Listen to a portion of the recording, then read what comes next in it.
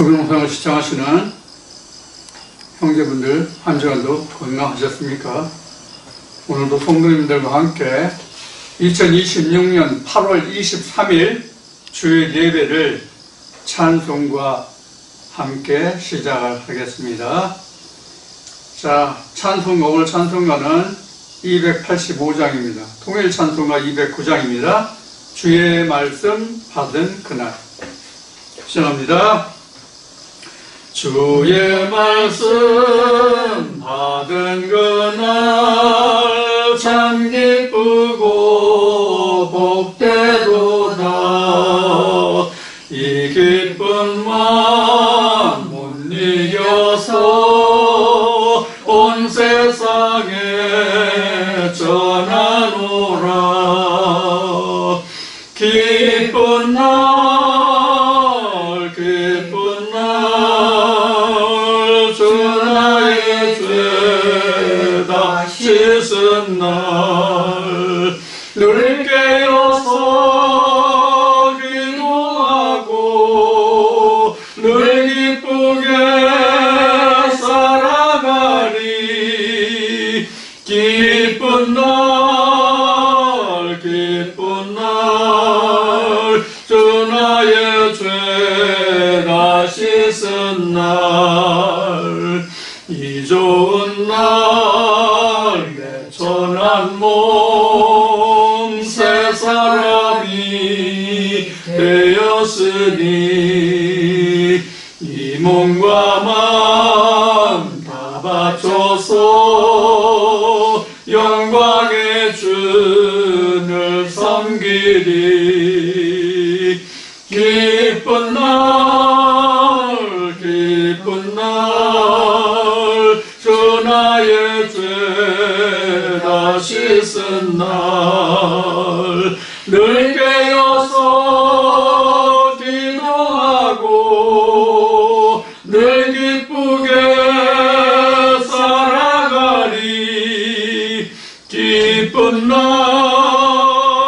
기쁜 날 주 나의 죄 다 씻은 날 새 사람 된 그날부터 평안한 마음 늘 있어서 이 복된 말 전하는 일 나의 본분 삼았도다. 기쁜 날 기쁜 날 주 나의 죄 다 씻은 날 늘 깨어서 기도하고 늘 기쁘게 살아가리.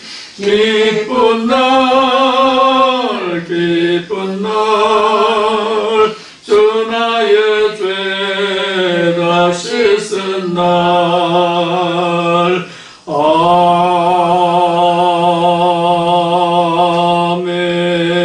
아멘. 기도드립니다. 고막한 오신 하나님 아버지, 오늘도 우리에게 귀하고 복된 아버지의 거룩한 안식을 주셔서 아버지께서 우리에게 주신 생명과 호흡을 힘입어 오늘도 찬송하게도록 아버지 앞에 나아갑니다.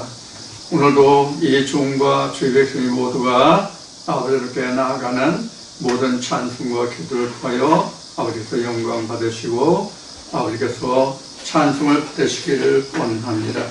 오늘도 아버지께서 주의 백성이 모든 무리들을 향하여 되신 말씀과 함께 주의 백성들이 우리 예수 그리스도와 함께 영원한 생명의 첩경과 정로로만 행할 수 있도록 주의 백성을 인도하시고 함께해 주시기를 원합니다. 힘들고 어렵고 아프고 고통 속에 있는 형제들도 있습니다. 아버지 하나님, 저들 위해 더욱더 크신 주님의 사랑과 아버지의 펴신 팔과 손으로 저들을 붙들으시고 안위하여 주시기를 원하며 오늘도 주와 하나님의 크신 은혜만을 저들에게 끼쳐주시기를 구하여 원합니다.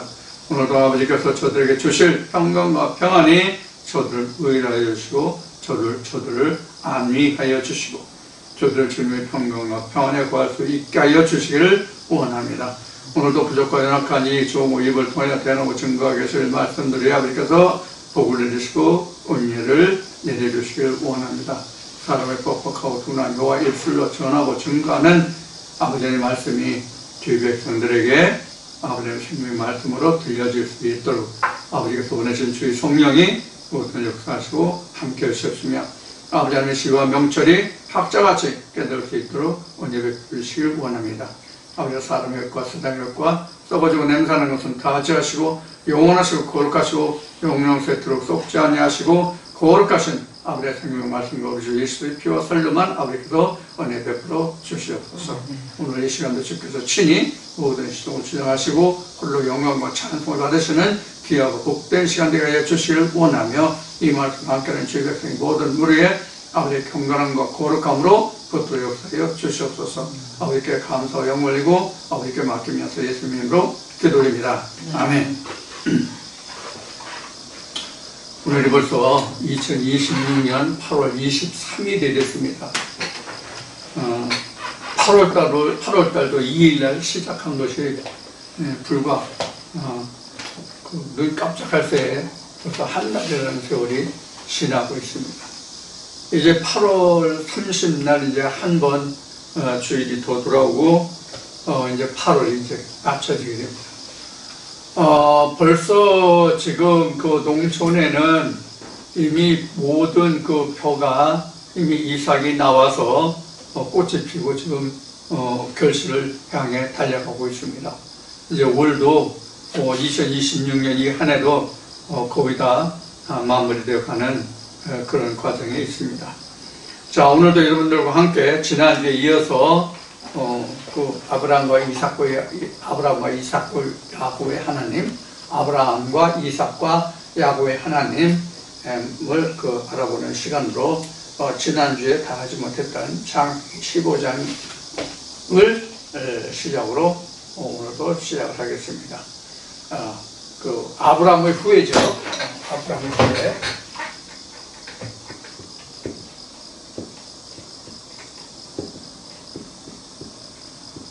아브라함 후에 창세기 15장 전체에 이어서 여러분들과 함께 나누도록 하겠습니다. 지난주에도 말씀을 드렸지만 우리가 성경에서 아브라함과 이삭과 야곱의 하나님이라는 것은 상당한 그 의미를 가지고 있다 이렇게 말씀을 드렸어요. 아브라함과 이삭과 야곱의 하나님이라는 것은 그 성경의 역사를 이루는 시작이요 마침표라고 해도 과언이 아닌 그런 부분이 바로 아브라함과 이삭과 야곱의 하나님입니다. 다시 지난주까지 했던 것을 잠시 되짚어보고 리뷰를 하고 지나간다면 아브라함 이전이면 노아를 말합니다. 물론 노아에서부터 아브라함까지 오는 10대에 이르는 세대 족보로 보면 혈도로 오면 10대라는 큰 시간차가 간격이 있지만 믿음으로 봐서는 노아에서 바로 아브라함으로 넘어오거든요. 그럼 노아에서 아브라함으로 넘어오는 그 과정은 뭐냐면 노아까지는 하나님의 언약이 내게 있질 않아요. 내 안에 있질 않다고. 밖에 있는 거예요. 그러니까 보는 자의 입장에서의 그 하나님이지 바라보는 하나님이죠. 그러니까 바라보는 자의 하나님, 관망자의 하나님이지 내 안에 있는 나와 함께하는 하나님이 아니에요. 그래서 아브라함의 하나님이 크다 하는 거예요. 아브라함이 되면서부터 하나님의 언약이 내 살에 있잖아요. 그러니까 하나님의 흔적이 내게 있다는 거거든요. 물론 성경에는 할례로 시작하지만 그 할례라는 것이 하나님이 내 안에 들어와 있다는 거예요. 하나님이 내 안에 들어와 있다는 거로 나와 함께 하고 있는, 그러니까 하나님이 나야 하나님이 됐다 하는 얘기예요. 우리가 전에 그 말할 때 그 이제 주 여호와 하나님,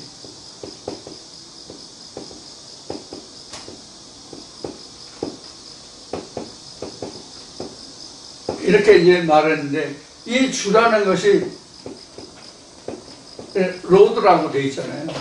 그냥 주 여호와 하나님과 여호와 하나님이라는 것은 전혀 틀려요. 주가 됐다는 얘기는 그분이 나의 중심이 됐다는 뜻으로 받아들였으면 하는 그런 이제 그 언어가 주 여호와 하나님의 로드가 된 거예요. 그러니까 로드라고 하는 것은 주가 나와 함께하고 있는 뜻이에요. 그가 비로소 나의 주인이 된 거예요. 이런 하나님이 바로 아브라함 때부터예요. 그런데 지금 하나님이 역사하시는 그 하나님의 씨가 함께하는 그 역사가 아브라함에서 아브라함으로 시작하거든요. 같은 사람이지만, 같은 이태수지만, 같은 나지만 아브라함 때와 아브라함 때는 진짜 하늘과 땅 차이예요. 여러분들도 다 마찬가지예요. 하나님의 언약의 말씀이 내 살에 있을 때는 하나님이 나를 주관하시고 나를 주장하는 나의 주된 하나님이에요. 내 모든 것이 되는 하나님이라는 뜻이에요. 그런데 그 이전에는 하나님이 계시지 않은 것이 아니라 계시기는 한데, 분명 하나님이 계시기는 계신데 바라보는 하나님, 내 안에 들어와 있는 하나님이 아니라 내 몸 밖에 있는 하나님.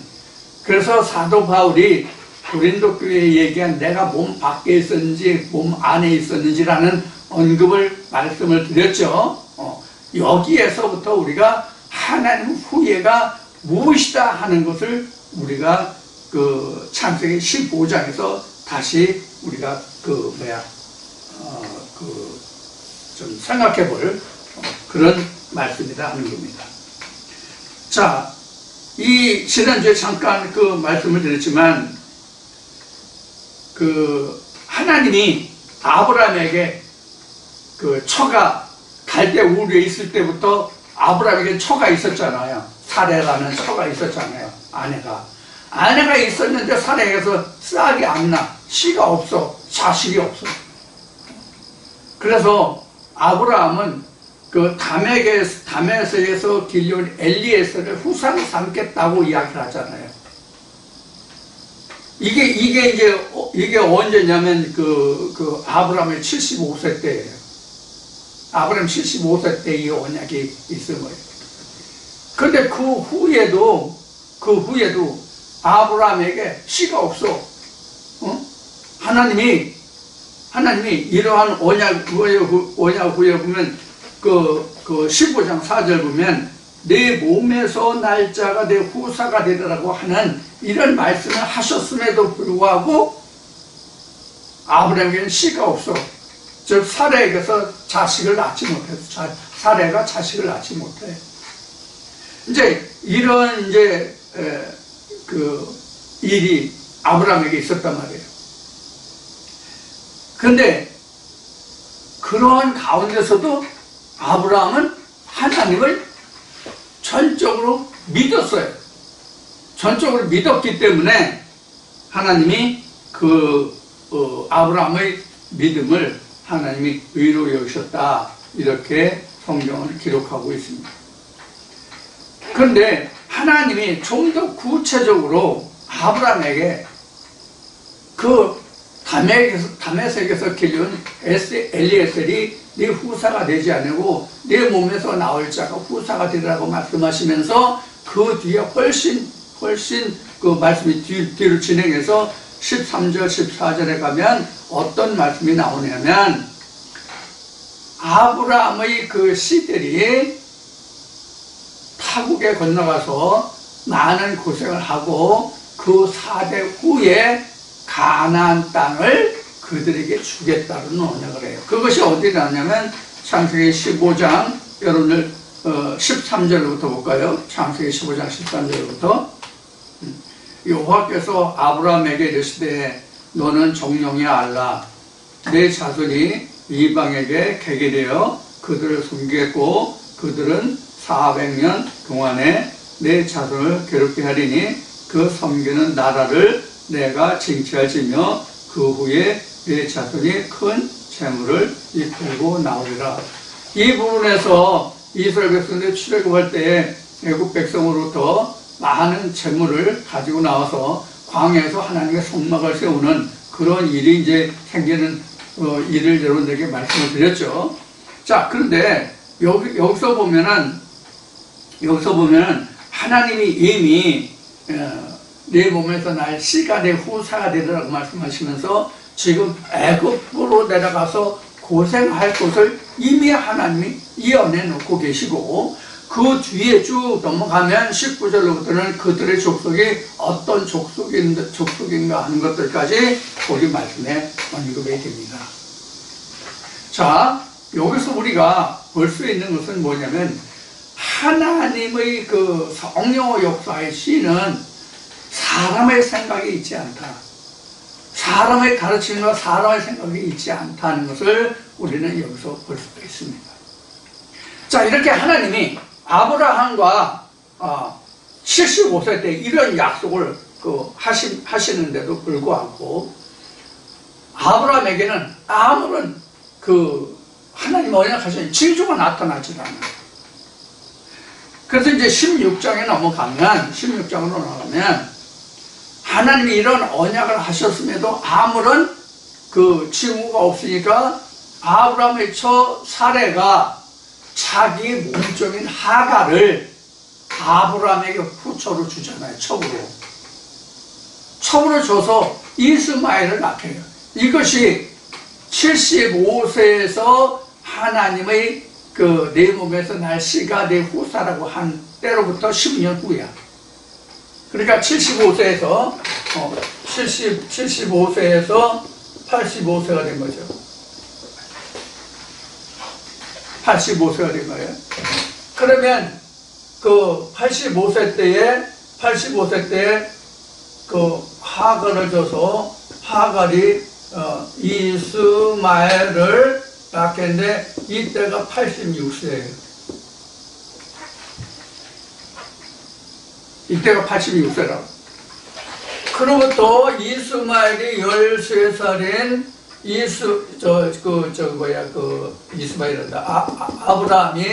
아브라함이 99세가 됐을 때, 99세가 됐을 때에 하나님이 다시 말씀하셔서 이때는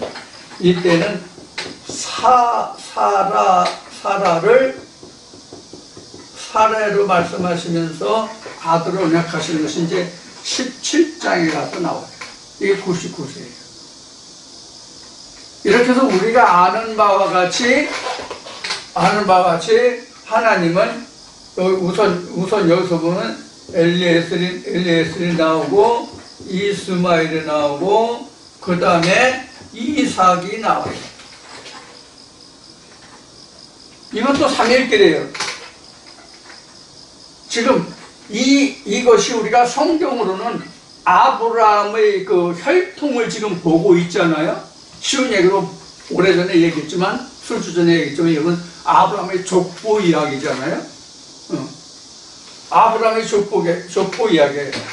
근데 여기서 엘리에셀은 아브라함과 전혀 피가 섞이지 않은 그런 자를 아브라함이 지금 후사로 삼겠다고 이야기하고 있는 거죠. 근데 하나님은 아니다. 내 몸에서 날짜 내 후사가 되라고 말씀하시는 거예요. 그것이 바로 뭐냐면 이스마엘로 나왔어요. 1차. 근데 이거는 이제 하갈이잖아요. 하갈로부터잖아요. 근데 하나님은 이것도 아니라고 말씀하시잖아요. 그래서 창세기 17장에 가서 지금 15장부터 16장, 17장까지 지금 3장을 지금 통틀어서 지금 거쳐서 말씀드리는 거예요. 그럼 17장에서 하갈이나 이스마엘이나 사레에서 날 이삭으로부터다. 여기서부터 4대 후에 가나안 땅을 내 후손에게 주겠다. 이런 언약으로 연결된다.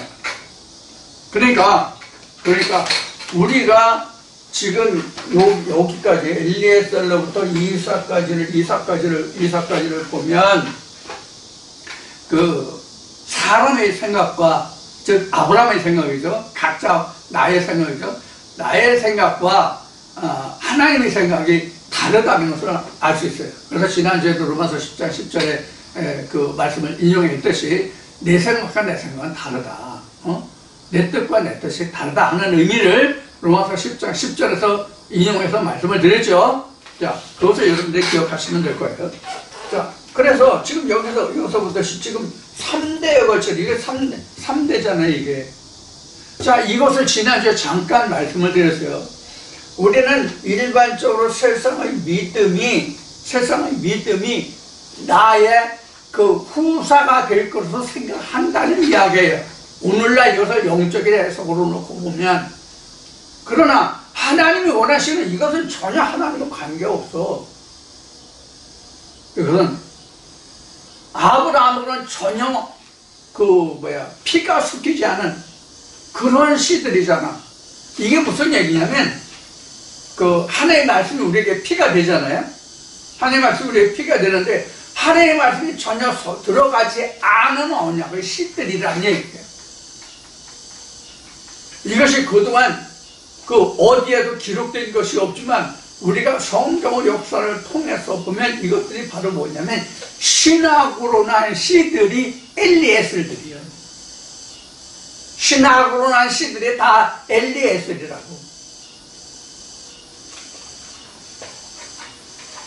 자, 그런데 내 몸에서 친이 날 것이 지금 하갈에서 이스마엘로 왔잖아요. 이 이스마엘이 어디냐면 16장에서 나와요. 이스마엘이 무슨 뜻이냐면 하나님이 들으심이에요. 이스마엘이라는 뜻이 하나님이 들으심이라는 뜻이에요. 그 하갈이 하나님께 부르짖었던 그 기도를 들으셨다는 의미에서 하나님이 들으심이에요. 그래서 하나님이 이스마엘도 그 씨들을 줘서, 많은 씨들을 줘서 창성하게 하리라고 말씀을 하시게 됩니다. 그래서 우리가 참고적으로 우리가 창세기 16장 말씀을 보겠습니다.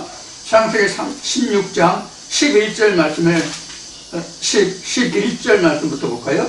창세기 16장 11절 말씀부터 보자고요. 11절부터 보면 이렇게 기록해요. 여호와의 사자가 또 그에게 이르시되 내가 잉타였은즉 아들을 낳으리니, 하갈에게 하는 얘기예요. 아들을 낳으리니 그 이름을 이스마엘이라 하라. 이는 여호와께서 내 고통을 들으셨음이니라. 이렇게 됐어요.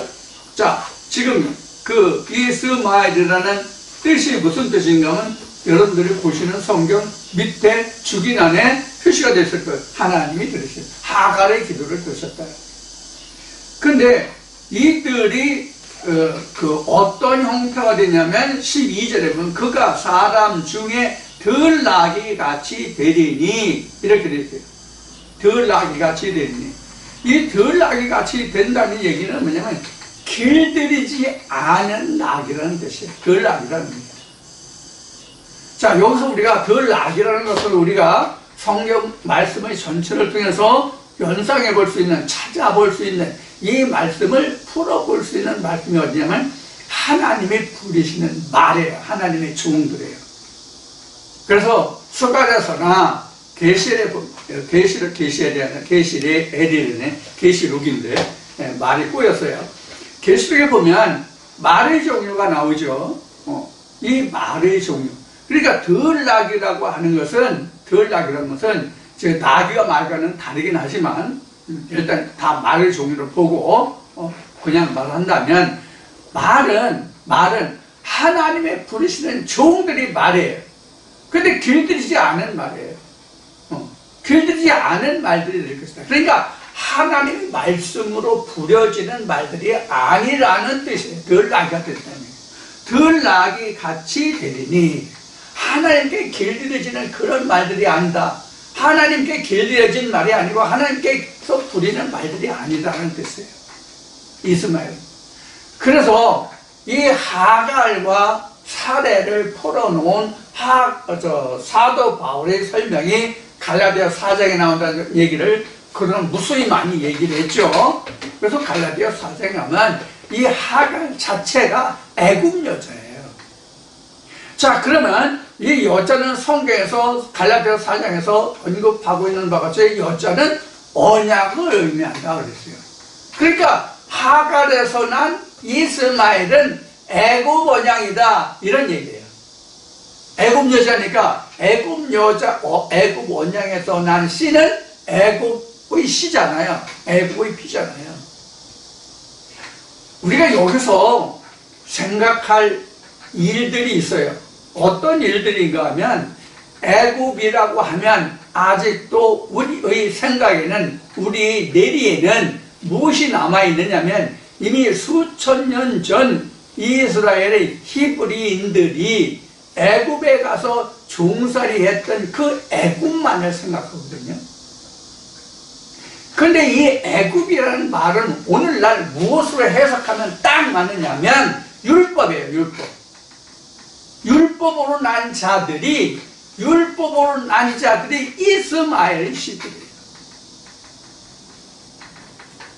그럼 엘리에셀은 뭐냐? 구존으로 난 씨들이 엘리에셀이에요.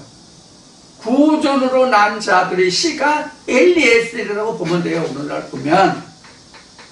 그럼 이스마엘은 뭐다? 애굽, 즉 율법으로 난 자들이다는 얘기. 그래 여기서도 엘리에셀, 이스마엘, 이삭을 놓고 보면 바로 뭐냐면 여기가 구존이고 여기가 성문이고 여기가 진리라고 이렇게 나누고 있는 거예요.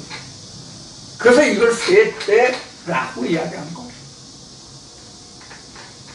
자, 그런데 우리가 로마서에서 기록된 말씀하시 율법으로는 의롭다 함을 입을 육체가 없다라고 로마서 말씀을 기록하고 있어요. 로마서 2장인가?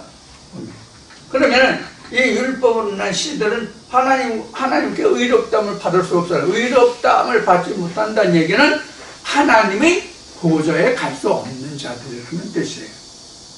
자, 그래서 아브라함은 자기가 애굽에서부터 알고는 여기 애굽에서부터 저기 한 바는 보면 창세기 10장에 갈 바를 알지 못하고 그죠? 그래서 이제 목표는 알았는데 하나님의 살해 언약이 없는 때가 바로 언제냐면 이스마엘 때예요. 하나님의 말씀의 언약이 아니란 말이에요. 사라에 의해서 낳아진 씨지 하나님의 말씀에 의해서 난 씨가 아니잖아요. 이스마엘은. 그러니까 이 이스마엘까지는 사람의 의도가 깃들여 있다는 것을 우리가 볼 수 있어요. 하갈의 의도지 하나님의 의도가 아니잖아. 이스마엘은 하갈의 의도로 낳아진 씨지 하나님의 의도로 낳아진 씨가 아니란 말이야. 이스마엘은. 그러니까 이것 아니야. 그래서 갈라디아 4장에 보면 하갈과 사라가 언급하고 있는 거예요. 그래서 사라에 가서 날 씨가 내 씨다는 얘기예요. 사라가 아니라. 그러니까 우리에게는 항상 율법이 세 가지가 있어요. 율법이 세 가지가 있어요. 율법에 하나만 있지 무슨 세 개가 있냐 이렇게 반문하실 분도 있겠지만 우선 엘리에셀의 율법이 있고요. 즉 구절 율법이 있고요. 그 다음에 성문 율법이 있고요. 완성된 내면의 율법이 있어요. 이걸 진리라고 말해요. 이렇게 율법이 세 가지라고요. 율법이라고는 제가 지금 율법이라고 하는 얘기는 하나님의 법을 말하는 율법을 이야기하는 거예요. 근데 하나님의 율법이 그냥 한 가지만 아니라 물론 이제 정확하게 따지면 하나님의 율법이 하나죠. 하나님의 율법이 하나인데 사람들이 이거를 하나님을 쫓아가는 하나님을 믿는 사람들이 이거를 구전율법과 성문율법과 순리로 나눈 거예요. 사실은 모든 것이 구전율법도 하나님께로부터 성문율법도 하나님께로부터 진리도 하나님께로부터 난 것이지만 사람으로부터라고 하는 얘기는 사람의 교훈으로 하나님을 가르쳤다는 뜻으로 말씀드리는 거예요. 하나님의 말씀을 사람의 교훈으로 가르쳤다는 얘기예요. 자, 우리가 성문율법, 모세를 통해서 하나님께서 주신 그 성문율법이 있을 때에도 이 성문율법에 인해서 이스라엘 백성들은 성문율법을 어디에다 갖다 붙였어요? 구전율법에 갖다 붙였어요. 이것을 이스라엘 백성들은 뭐 미드라시니 뭐 해가지고 그 장로들의 유전이죠. 성경에 보면 장로들의 유전으로 바꿨다고요. 그래서 모세에게 하나님의 율법을 주시기 전에는 이스라엘 백성들이 지켜야 할 그 덕목이 뭐 300몇 가지가 그랬대요. 근데 하나님이 모세에게 율법을 주신 후에는 이스라엘 장로들이 그 말씀을 이스라엘 그 교훈에 더해서 600몇 가지가 됐다나 뭐 그런 얘기들을 해요. 자, 여하튼 하나님이 이스라엘 백성들의 하나님의 그 율법이 있으면서 이스라엘 백성이 지켜야 할 올가미는, 즉 지켜야 할 법은 더 많아졌죠. 그래서 요한복음 8장에 너희가 진리를 알지 진리가 너희를 자유케 한다고 말씀하셨고, 예수가 말씀하실 때에도 내가 너희에게 주는 평강과 평안은 세상에 주는 것과 같지 않다라고 말한 거예요. 이런 과정을 하나님은 이미 아브라함, 이삭, 야곱의 하나님이라는 이 말씀 속에 다 담아두고 계시다. 아브라함, 이삭, 야곱의 하나님 속에 담겨져 있는 이 함의적인, 함축적인 말씀이 어디서부터 있냐면 창세기 아담부터 시작해가지고 노아의 세 아들들에 이르러서 아브라함까지 이르는 이 모든 세대들이 겪은, 일어났던, 발생했던 일들이 함축적인 것이 아브라함에게 응축되어 있는 것이고, 아브라함에게 응축되어 있는 그것을 풀어나가는 과정이 바로 아브라함과 이삭과 야곱의 하나님이고, 그것이 4대 후에 그 응축된 것이 풀어져서 가나안 땅을 그 후손들에게 주겠다는 언약으로 남는 거예요. 그러니까 시작이 없는 결과가 없는 것이고, 결과 없는 시작은 없는 거예요.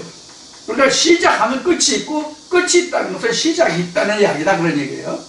그래서 시작은 아담과 하와로부터 시작했지만 그 끝은 예수잖아요. 근데 아담으로부터 시작해서 그 노아 시대까지, 그 아들들의 세대까지 이어진 그 모든 겪었던 역사적인 기록적인 그 일들이 아브라함에게 모든 것이 결과적으로 나타나는데, 이것이 다 풀어진 것이라 그것을 풀어가는 과정이 아직도 아브라함과 이삭과 야곱의 하나님 속에 응축되어 있다는 얘기예요.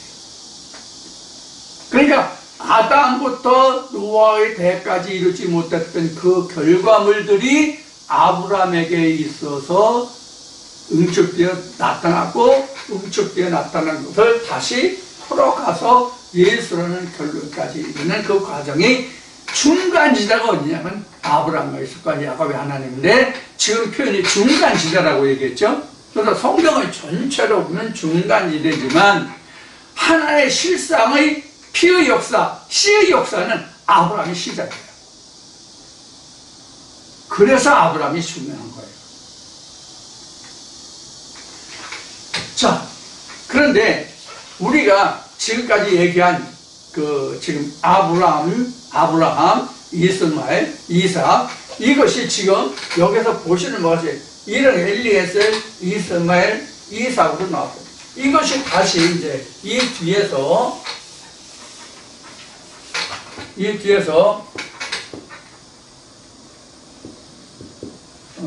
제가 안 써지네.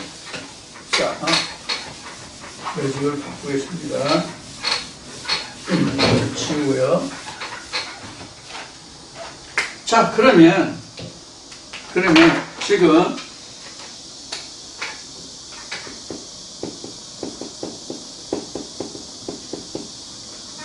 창세기 15, 16, 17 지금 10절 세 장을 지금 동시에 하고 있는 거예요. 지금 성경에 창세기 15장, 16장, 17장 이렇게 18장 쭉 이어가지만 이게 사실은 쭉 이어져 연결된 역사예요. 연결된 역사라고. 다만 우리가 보기 좋게 그 몇 장, 몇 절, 몇 장, 몇 절 이렇게 끊어서 성경이 정리됐을 뿐이지 사실은 그 시대에 일어난 일을 기록한 거예요. 그래서 사실은 이 성경에 기록된 이것은 중복된 역사, 앞에 것을 뒤에 기록할 수도 있고 뒤에 있는 것을 앞에 기록할 수도 있고 이런 거예요. 우리가 글을 쓸 때도 보면 결론을 앞에 놓고 그 결론을 풀어가는 과정도 있고요. 쭉쭉 그 서론을 놓고 서론을 풀어서 결론을 맺어가는 과정도 있고요. 이런 뭐 여러 가지 그 문장을 기록하는 기법이 있잖아요. 이건 마찬가지란 말이에요, 성경도. 그래서 꼭 이게 우리 여기 성경에 보면 연대적으로 순차적으로 기록되어 있긴 하지만 그 기록의 그 사실은 아브라함은 당대에 있었던 일이기 때문에 어느 것이 먼저다 나중이다라고 이야기가 참으로 어려운 그런 말씀이기도 해요. 자, 여기서 다시 정리하면 이제 엘리에셀에서 이스마엘에서 이삭으로 왔잖아요. 그런데 하나님은 이렇게 얘기해요. 아브라함, 이삭, 야곱의 하나님 이렇게 돼 있잖아요. 그러면 지금 이 역사에서 보면 여기도 아브라함이에요. 물론 여기 이삭 때는 아브라함이 되지만 결국은 한 사람이잖아. 아브라함이나 결국은 같은 사람이잖아. 하나님의 언약이 밖에 있느냐 안에 있느냐 이 차이만 있는 거란 말이에요. 똑같은 사람이네. 이것을 여러분이나 전화로 바꿔서 보면은 똑같은 입장이에요. 하나님이 내 안에 있느냐 내 밖에 있느냐. 하나님의 밖에 있는 하나님, 바라보는 하나님, 쫓아가는 하나님이 내 안에 있으면 나와 동행하는 하나님이 되잖아요. 에녹의 하나님과 300년 동안 동행했다는 뜻이 그런 뜻이거든요. 밖에 있으면 동행하는 게 아니란 말이에요.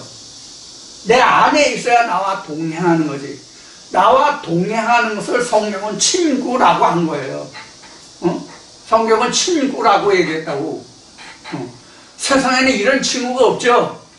세상 친구 다 멸시해도 주는 그렇지 않다는 찬송이 있는 게 바로 그런 원인이거든요. 세상에서 말하는 친구와 성경에서 말하는 친구는 전혀 다릅니다. 하나님도 친구고 예수도 친구예요.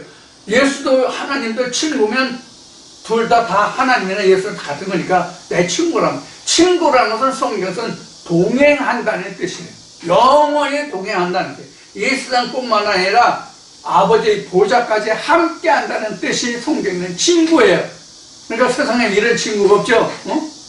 이런 친구 찾아볼 수 없다는 찬송가가 그래서 나온 거예요. 자, 그래서 지금 하나님은 역사를 어디서부터 쓰냐면 여기 엘리에셀도 사실 뭐예요? 아브라함이죠. 이스마엘 때까지가 아브라함이잖아요. 자, 그런데 앞에 말씀드렸어요. 엘리에셀은 아브라함과 전혀 피가 상관되지 않은 씨예요. 그런데 이스마엘은 아브라함과 상관됐을지라도 뭐가 개입되지 않았어요? 하나님 언약에 개입되지 않았어요. 그러니까 그 씨로 날짜가 아니다. 하나님 이삭으로 날짜가 내 씨다. 이렇게 언급하시는 거잖아요. 그러니까 우리도 하나님의 언약이 내 살에 있어서 그 후에 낳은 씨가 진짜 하나님의 역사에 들어가는 하나님 나라에 들어갈 수 있는 하나님의 말씀의 씨가 된다는 것을 우리는 여기서 이해하시면 돼요. 그래서 똑같은 과정을 거쳐간다는 얘기가 바로 이런 의미예요. 자, 그래서 하나님은 아브라함과 이삭과 야곱의 하나님이라고 말씀하십니다.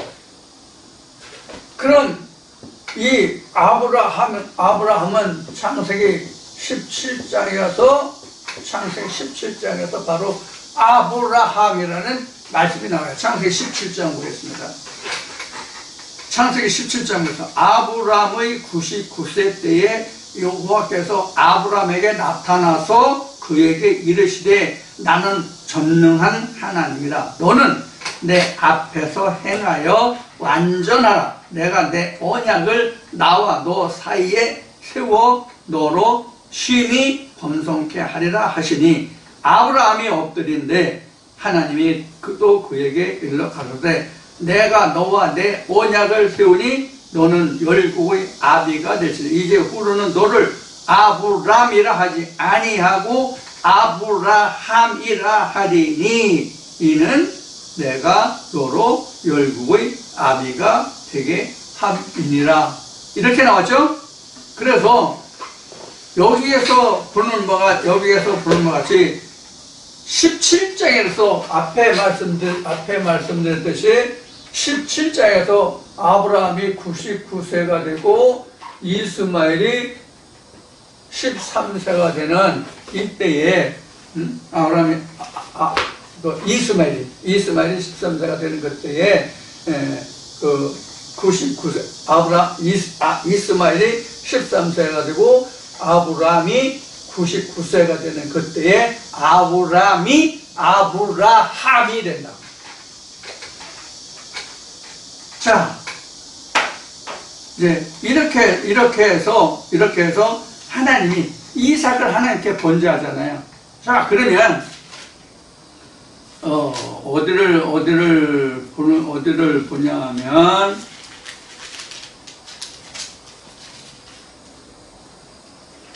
그 창세기 15장 여러분들과 잠깐 한번 더 돌이켜보세요. 창세기 15장 어디를 보냐면 15장 8절부터 보겠습니다. 창세기 15장 8절부터 그가 가로되 주 여호와여 내가 이 땅을 기업으로 삼을 줄을 무엇으로 알리까? 여호와께서 그에게 이르시되 나를 위하여 3년 된 암소와 3년 된 암소와 3년 된 암염소와 3년 된 수양과 산비둘기와 집비둘기 새끼를 취할지니라. 아브라함이 그 모든 것을 취하여 그 중간을 쪼개고 그 쪼갠 것을 마주 대하여 놓고 그 새는 쪼개지 아니하였으며 솔개가 그 사체 위에 내릴 때에는 아브라함이 쫓았더라. 이렇게 나왔죠. 이걸 왜 말씀드리냐면 하나님이 아브라함에게 언약한 거 이때 이제 엘리에스를 후사로 세우겠다고 한 때잖아 아브라함이. 근데 하나님이 아니라고 내무반에서 날짜가 그 후사가 되라고 말씀하시면서 그 언약의 증표로 짐승을 잡아서 번제로 드리는 그런 요식이랄까 제사랄까 번제랄까 이게 있었던 번제는 아니지 이제 번제는 불을 태우는 제사니까. 그래 이런 제사가 있었는데 그때는 짐승을 잡아가지고 짐승을 쪼개서 하나님께 드리는 하나님과 아브라함 사이에 언약이 됐잖아요. 그래서 언약을 할 때 이렇게 짐승을 잡아서 쪼개는 그 습관이 이제 그 이스라엘 백성들과 하나님 사이에 있었던 거죠. 이것이 후일에 그 모세가 하나님의 율법을 수여받은 후에도 이스라엘 백성들이 하나님 앞에 나갈 때는 짐승을 잡고 쪼갰던 것이 바로 여기에서 연유한 것이거든요. 모세 율법에서 나온 게 아니라. 그런데 창세기 17장에 와서 그 이삭을 하나님이 이제 그 언약을 받으시면서 가나안 땅에서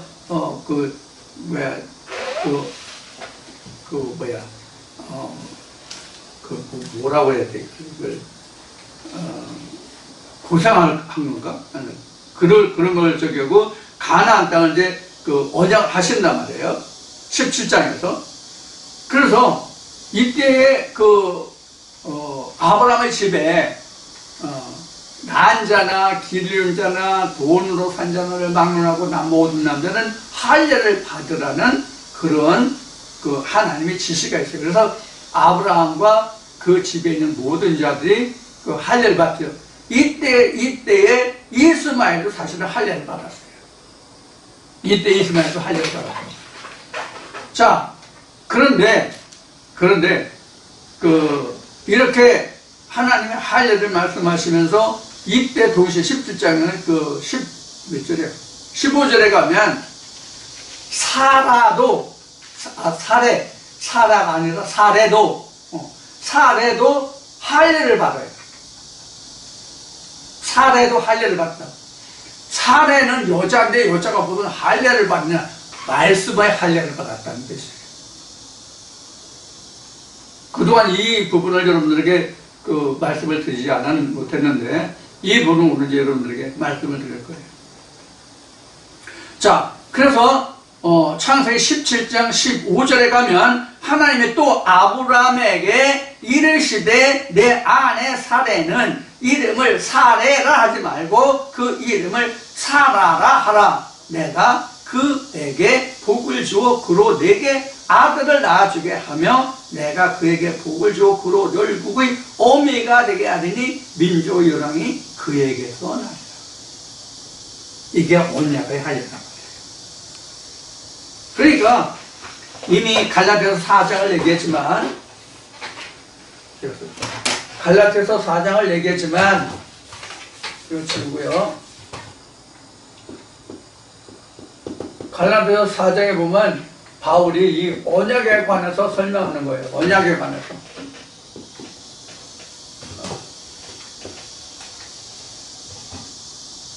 갈라디아서 4장에서부터는 그 언약에 관한 해설이라고 그러셨다.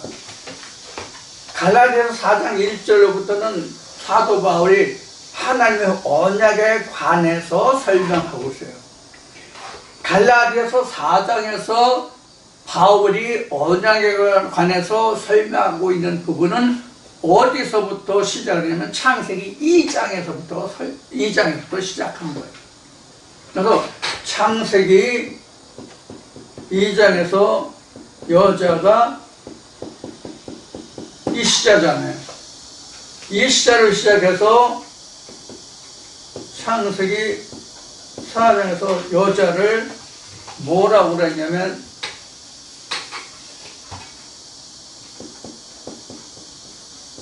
하와라고 그래요. 그러니까 이 시자나 하와는 같은 의미예요. 이 하와라는 의미가 뭐죠? 생명을 주는 자예요.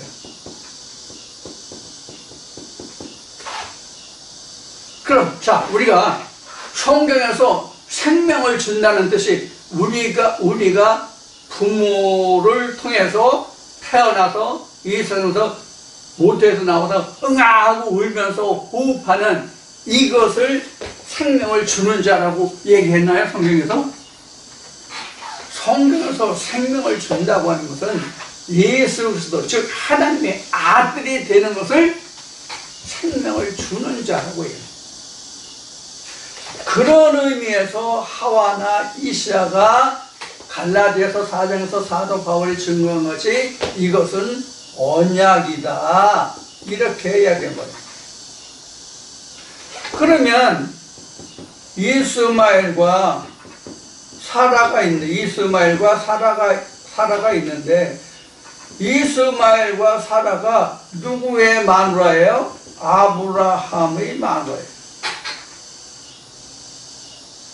나나 여러분이나 두 영감, 두 마누라를 데리고 살아요. 그건 행복한 거예요. 아니, 마누라가 둘이면 얼마나 행복해. 영감이 둘이면 얼마나 행복해.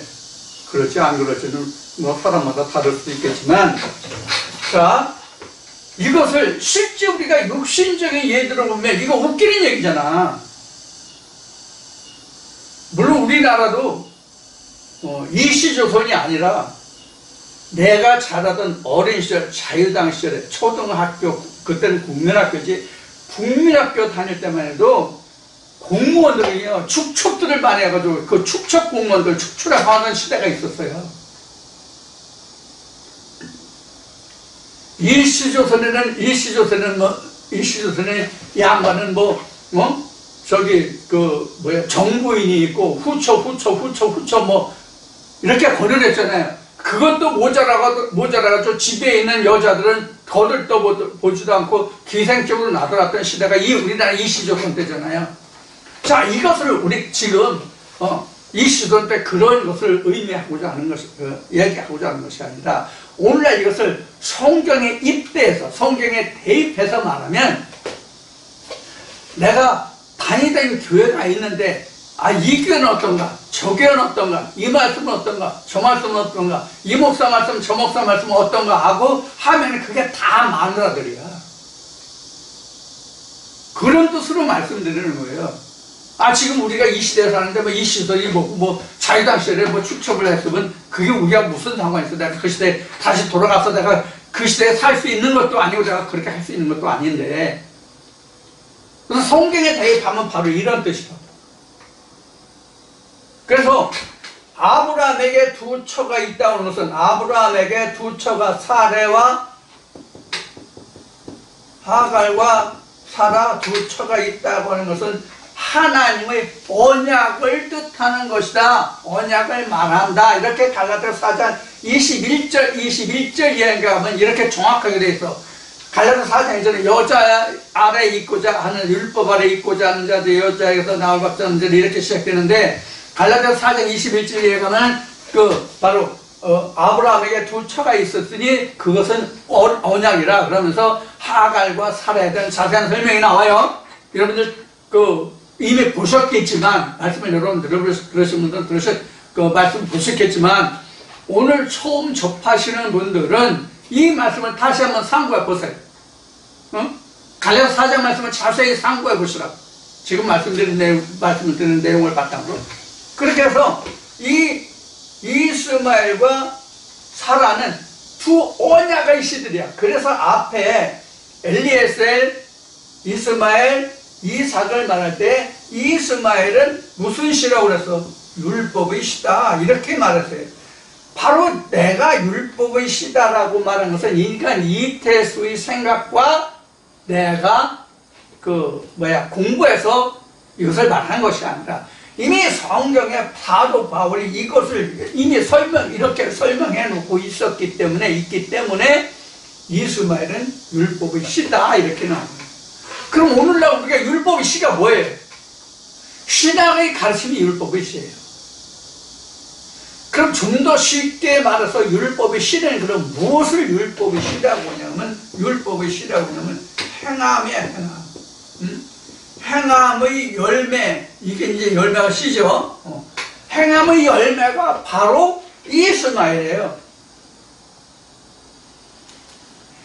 그래서 오늘날 우리가 진리 하면 야 너희가 진리라고 하는데 진리라고 말하는데 그럼 너희의 행함이 뭐냐? 행함을 보여. 물론 성경에도 행함을 보여라. 행함이 없는 믿음은 죽은 것이다 라는 말씀이 없는 게 아니라 있죠. 근데 이 행함이 지금 이제 행함을 좀 말하면 이 행함이 표면적 이면적이에요. 이것도 이거 로마서 2장에 표면적 이면적 유대하에 나오죠. 이 행함이 표면적 이면적이라고. 이 행함이 표면적 이면적이냐면 우리가 율법의 행함을 즉 이스마엘의 시는 하갈의 시는 이 행함을 표면적으로 내 육체로 행한 것을 행함이라고 말해요. 근데 이면적 행함은 말씀의 성취가 바로 이면적 행함이에요. 말씀이 이루어진. 말씀의 이루어짐은 우리가 성경으로 말하면 뭐가 말씀의 이루어짐이냐 하면 창세기 3장에서 생명나무 열매가 나오죠. 생명과의 열매를 먹음이 이면적인 행함이에요. 가장 극단적인 설명이에요, 이게. 그런데 그것이 뒤에 성경으로 나와서 복음서를 보면 예수가 이렇게 말해요. 내 피와 살을 먹지 아니하면 나와 상관이 없다는 말을 하죠. 내 피와 살을 먹는 것이 바로 뭐냐면 말씀이에요. 왜 말씀이 되냐면 예수가 이렇게 말하죠. 하나님이 말씀으로 거룩해 가서 말씀으로 세상에 온 자가 하나님께로부터 왔다, 하늘에서 왔다는 말을 너희가 왜 참나하다, 기이하다고 말하고 생각하느냐, 이런 말씀이 나오죠. 그래서 내가 하늘에서 내려온 생명의 떡이라고 말한다고. 그 떡, 그 말씀, 예수 그리스도의 피와 살을 먹는 것이 행함이야. 이면적 행함은. 표면적 행함은 내가 교회 나가서 예배 드리는 거야. 교회 나가서 예배하는 게 표면적 행함이고, 실제 행함은 예수 그리스도의 피와 살을 먹고 내 안에 예수의 피와 살이 있는 거야. 그래서 사도 바울이 이렇게 해서 너희는 나를 괴롭게 하지 마라. 나에게는 뭐가 있다? 예수 그리스도의 흔적이 내게 있다. 이 예수 그리스도의 흔적이 있다고 말한 사도 바울의 표현이 아브라함과 이삭과 야곱의 하나님에서 무엇으로 나타나냐면 17장에서 창세기 17장에서 말하는 아브라함의 할례예요. 이게 하나님의 살의 언약이라는 뜻이에요. 여기에서부터 씨가 갈린다고. 그럼 하나님은 하나님의 언약과 하나님의 언약으로 함께한 그 사람이 하나님의 말씀을 주셔서 낳은 씨가 내 씨다는 얘기예요. 이게 사라에게서 난 씨가 내 씨다는 얘기예요. 율법에서 난 씨가 아니라 진리에서 난 씨가 내 씨다는 얘기예요. 아브라함은 율법도 이스마엘이란다. 하가라는 아내도 있고 사례라는 아내도 있어. 이것을 다시 말하면 나는 본문의 말씀도 있고 이면적인 말씀도 있고 둘 다 내 아내야. 그러면 이 결과가 어떻게 되냐면 본문으로 나온 것은 이스마엘이 나오고 그 속에 감춰진 말씀으로는 이삭이 나온다는 것 뿐이에요. 그럼 우리는 이스마엘을 제하고 내어 쫓고 이삭을 쫓아가는 거예요. 누가? 아브라함이 아비가 아들을 쫓아가는 거라고. 아들이 아비를 쫓아가는 것이 아니라 아비가 아들을 쫓아간다고.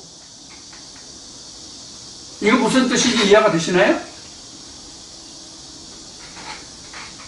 이게 하나님의 역사예요. 이게 성경의 역사예요. 세상으로는 자식이 부모를 쫓아가면서 배우잖아요. 근데 성경은 아비가 자식을 쫓아가야 맞아. 이게 큰 자가 작은 자를 섬긴다는 말씀과도 같은 말씀이에요. 물론 에서와 야곱의 둘을 놓고 하는 얘기가 큰 자와 작은 자의 얘기지만 큰 자와 작은 자는 아비와 아들 간의 관계예요. 자, 여기까지 이제 좀 말씀을 여러분들과 함께 나눴고, 지금 시간이 거의 1시간 다 된 것 같은데, 지금까지 또 이제 시간이 길어서 좀 지루하겠지만, 잠시 쉬었다가, 커피 한 잔 마시고, 잠시 쉬었다가 다시 만나겠습니다. 자, 잠시 후에 봐요.